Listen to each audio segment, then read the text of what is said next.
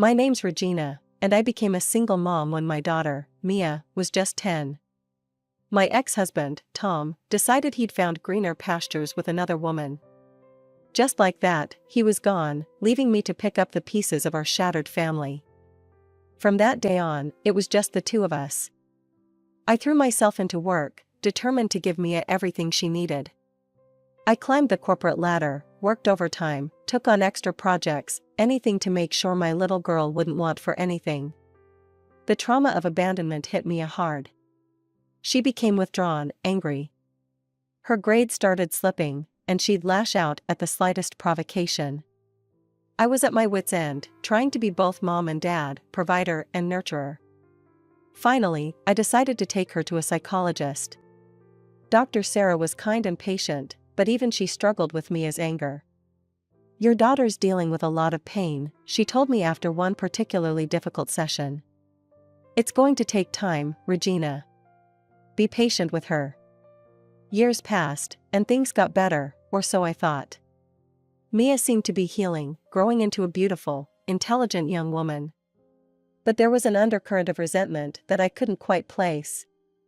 It wasn't until I started trying to date again that I realized the full extent of the damage Tom had done.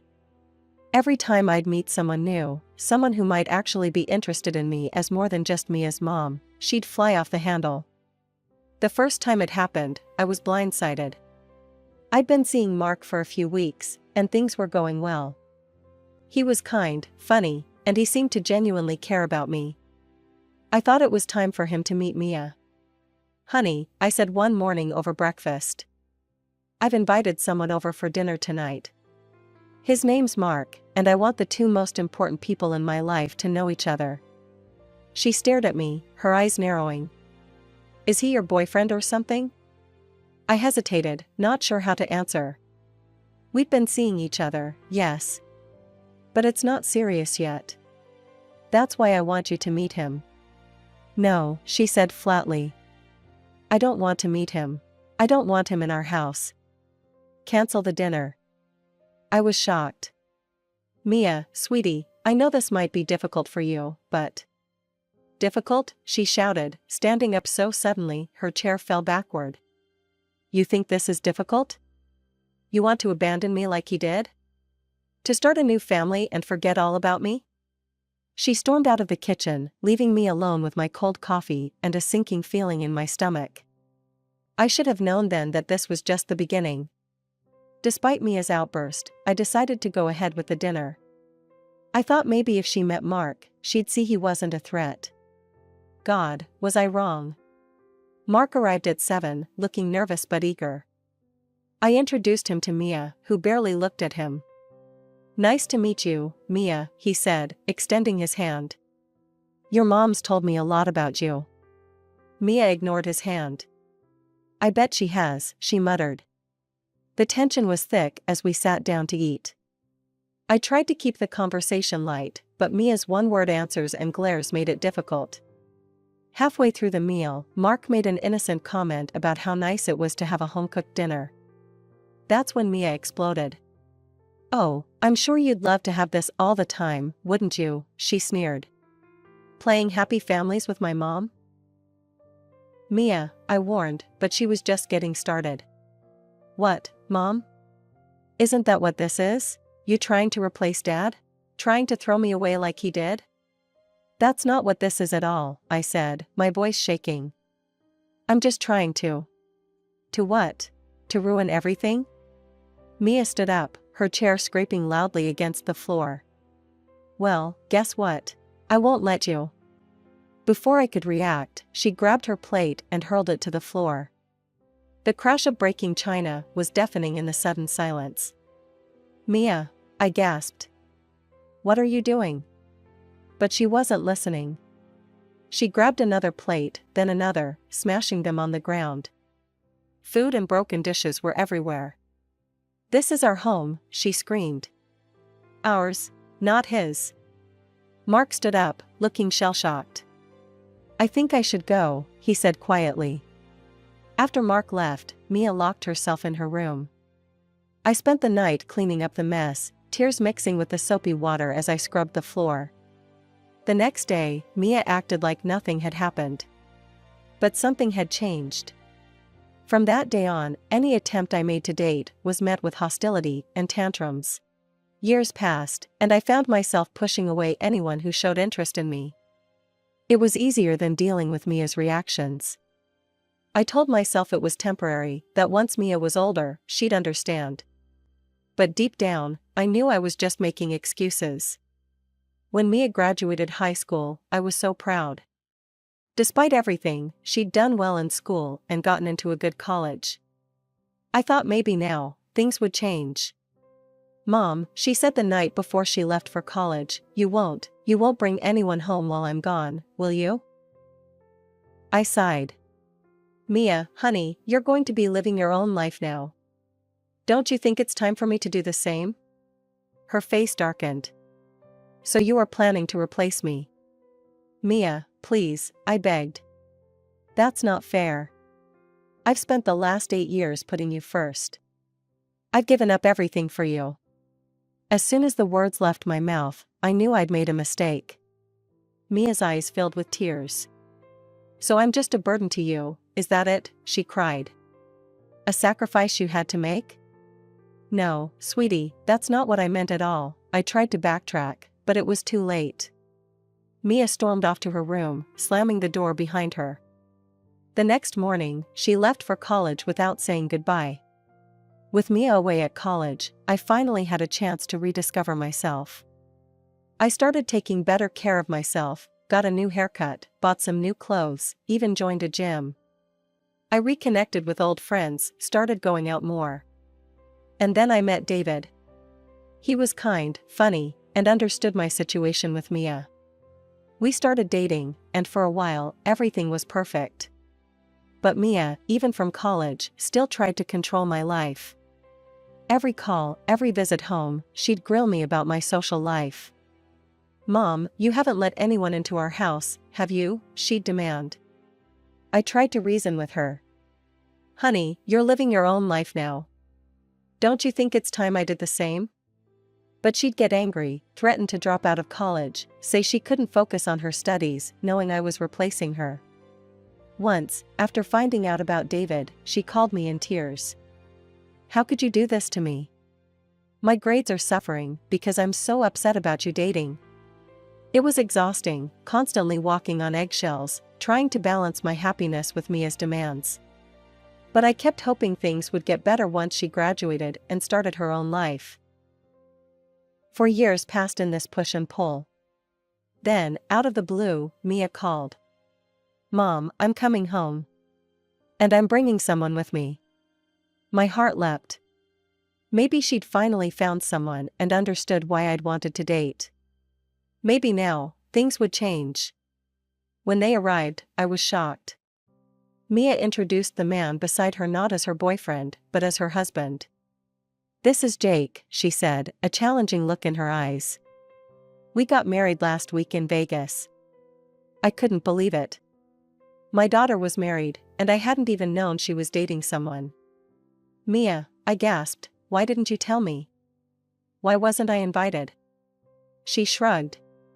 "We only met a few days ago. It was spontaneous." They didn't stay long. As they were leaving, I hugged Mia tightly.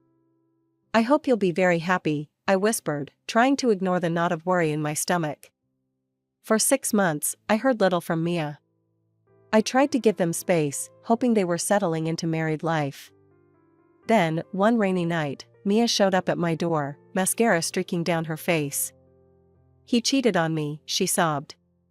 "I found him with another woman. We're getting divorced." Mia moved back in, quickly found a job, but showed no signs of looking for her own place. And I, remembering how she'd reacted to my attempts at independence, didn't push her. I was 46, Mia was 24, and we were settled into an uneasy coexistence when the doctor delivered the news that shattered our world. I had intestinal cancer.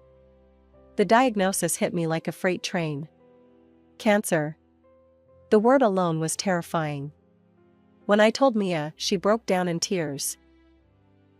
"Mom," she sobbed, clinging to me, "I'll take care of you. I promise. We'll get through this together." In that moment, all our past conflicts seemed to melt away. I quit my job, thankful for the savings I'd squirreled away over the years. At least we wouldn't have to worry about money on top of everything else. The chemotherapy started, and with it came a host of new challenges. I was constantly exhausted, nauseous, and in pain.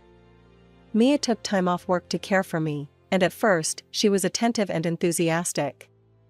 But as the days wore on, the reality of my condition began to wear on her. The cancer had wreaked havoc on my digestive system. I struggled to use the bathroom, often needing help to clean myself afterward. It was humiliating, but I had no choice.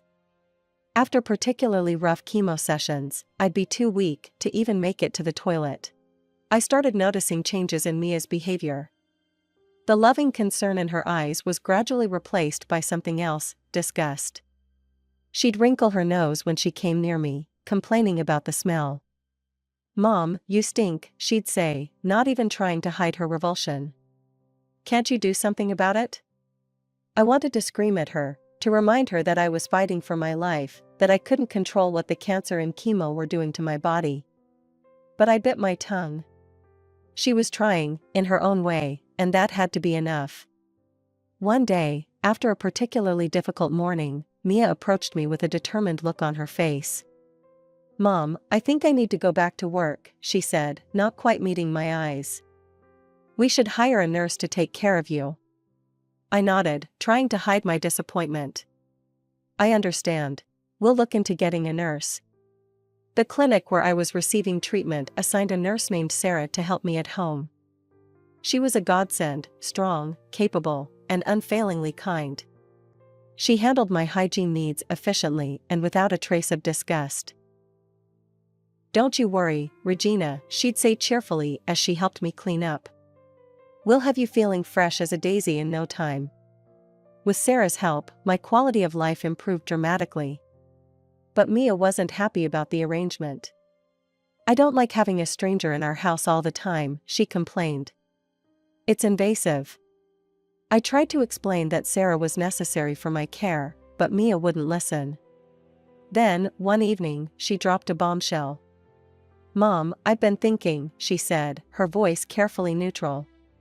"Maybe it would be better if you moved to a specialized care facility. I could look after the house, and you'd get round-the-clock care." I stared at her, shocked. "No, I'm not leaving my home. This is where I'm comfortable, and this is where I'm going to fight this cancer." Mia's face clouded over with anger and frustration. "Fine," she snapped. "Have it your way." As she stormed off, I felt a deep sadness settle over me. I was fighting for my life, but it felt like I was losing my daughter in the process. As the chemo treatments continued, my body waged war against itself. Each day brought new challenges, new indignities. But nothing prepared me for the day my hair started falling out in clumps. I was in the bathroom, running my fingers through my long, once beautiful hair, when a handful came away in my palm. I stared at it, numb with shock. Mia's shriek jolted me back to reality. "Mom, there's hair everywhere. I'm sick of cleaning it up." I looked at her, standing in the doorway, her face twisted in disgust and frustration. In that moment, I made a decision. "Sarah," I called weakly to my nurse. "Could you please cut my hair?" As Sarah carefully sheared away my locks, I caught sight of Mia in the mirror. Instead of offering support or comfort, she was laughing. "You look like an alien," she snickered. "Maybe you should get a wig." Her words cut deeper than any surgeon's scalpel. That night, after Sarah had gone home and Mia had retreated to her room, I cried silently into my pillow. Where had I gone wrong? How had my sweet little girl turned into this cruel stranger? Weeks passed, and I continued my battle against cancer. Every day was a struggle, but I was determined to fight. Then, one afternoon, Mia dropped another bombshell. "Mom, I'm having some friends over for my birthday next week," she announced casually. I blinked in surprise. "Here? Honey, I don't think that's a good idea." "The noise. I need rest." Mia's face hardened. "If you don't like it, you can go somewhere else for the night." Actually, that might be better. I won't have to be embarrassed by you in front of my friends or deal with the smell. Her words hit me like a physical blow. I'd been bedridden for days, barely able to move. But in that moment, fury gave me strength. I pushed myself up, fixing her with a glare that would have made my own mother proud. "This is my house," I said, my voice low and dangerous. "If you don't like living here with me, you're welcome to leave." Mia's eyes widened in shock, then narrowed in anger. "You're so selfish," she screamed. "All you think about is yourself. You know what? It would be better for everyone if you just died already. Then you'd stop being such an inconvenience to everyone around you." The room fell silent. I stared at my daughter, unable to believe the words that had just come out of her mouth. In her eyes, I saw no trace of the little girl I'd raised, no hint of love or compassion. Just cold, hard anger. "Get out," I shouted, surprising even myself with the force in my voice. "Pack your things and get out of my house, now." For a moment, Mia just stood there, shocked. Then, with a scream of frustration, she stormed off to her room. I could hear her throwing things into bags, slamming drawers. Minutes later, she stormed past me, bags in hand. "I hate you," she spat as she reached the door. "I wish Dad had taken me with him when he left." And then she was gone, the front door slamming behind her. She didn't even bother to close it properly. The open door mocked me, a glaring reminder of Mia's dramatic exit. I sat there, staring at it, feeling utterly drained. Finally, I reached for my phone with shaking hands and dialed my friend, Linda. "Linda," I croaked when she answered. "I need help. Can you come over?" Linda arrived in record time, concern etched on her face. She closed the door, then rushed to my side. "Regina, what happened?" The whole story poured out of me, Mia's cruelty, her harsh words, her abrupt departure. Linda listened, her face a mix of shock and anger. "Oh, Regina," she sighed when I finished. "You need to forget about that ungrateful girl and focus on yourself. You're fighting cancer, for God's sake." We talked for hours, tears flowing freely between us. As the sun began to set, casting long shadows across the living room, I came to a painful realization. "It's my fault," I whispered. "I raised her to be this way. I always put her needs first, ignored my own. I thought I was being a good mother, but I was just teaching her to be selfish. From now on, I'm going to be selfish. I'm going to think about myself for once." True to my word, I threw myself into my treatment with renewed vigor. Sarah, my nurse, was a godsend, helping me through the worst days with gentle care and unwavering support. 2 more rounds of chemotherapy followed. They were brutal, leaving me weak and nauseous, but I refused to give up. All the while, my phone remained silent. No calls, no texts from Mia. I tried to tell myself it was for the best, that I needed to focus on my health, but the silence hurt more than I cared to admit. Months passed. Then, during a routine checkup, my doctor smiled at me, really smiled, for the first time since my diagnosis. "The cancer's receding, Regina," he said. "You're not out of the woods yet, but this is very, very good news." I left the hospital that day feeling lighter than I had in months. The world seemed brighter somehow, full of possibilities I'd thought were lost to me forever. I was thin, almost gaunt, after months of illness. My clothes hung off me like sacks. But for the first time in a long time, I felt like myself again. I started taking short walks in the park near my house, feeling the sun on my face, the breeze in what remained of my hair. One afternoon, I stood in front of my closet, realizing none of my old clothes fit me anymore. Instead of feeling sad, I felt liberated. It was time for a change, inside and out. I spent a day sorting through my wardrobe, making piles to donate to a local homeless shelter. As I packed up bags of my old life, I felt like I was shedding more than just clothes. I was letting go of the old Regina, the one who'd let herself be walked all over, who'd put everyone else's needs before her own. Looking around my big, empty house, I realized it no longer fit the person I'd become. It was time for a change. With my savings providing a comfortable cushion, I made a bold decision: I wouldn't return to work. Instead, I'd downsize and focus on living. I contacted a realtor and put my house on the market.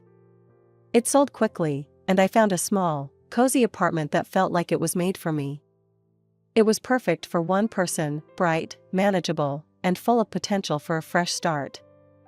I invested the remaining money from the house sale, feeling financially secure for the first time in years. Life was good, peaceful.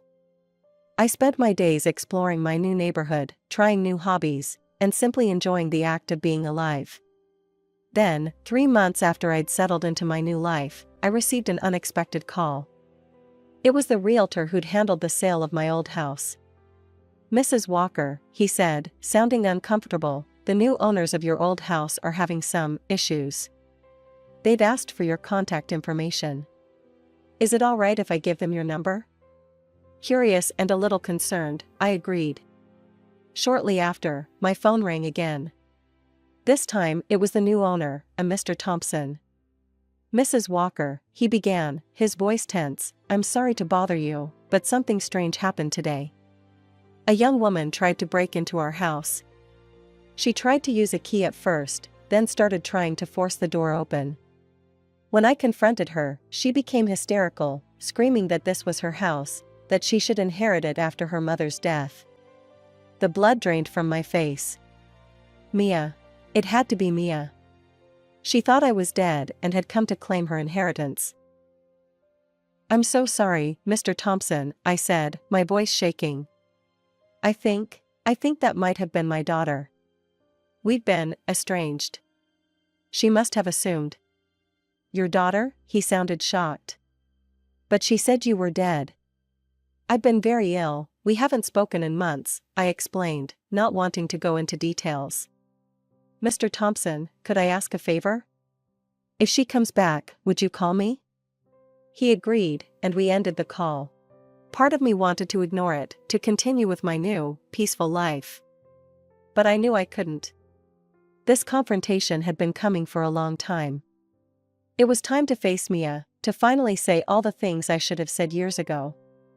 The call came sooner than I expected. Just a day after my conversation with Mr. Thompson, my phone rang. "She's here," Mr. Thompson said, his voice tense. "And she's causing quite a scene." I took a deep breath, steeling myself for what was to come. "I'm on my way."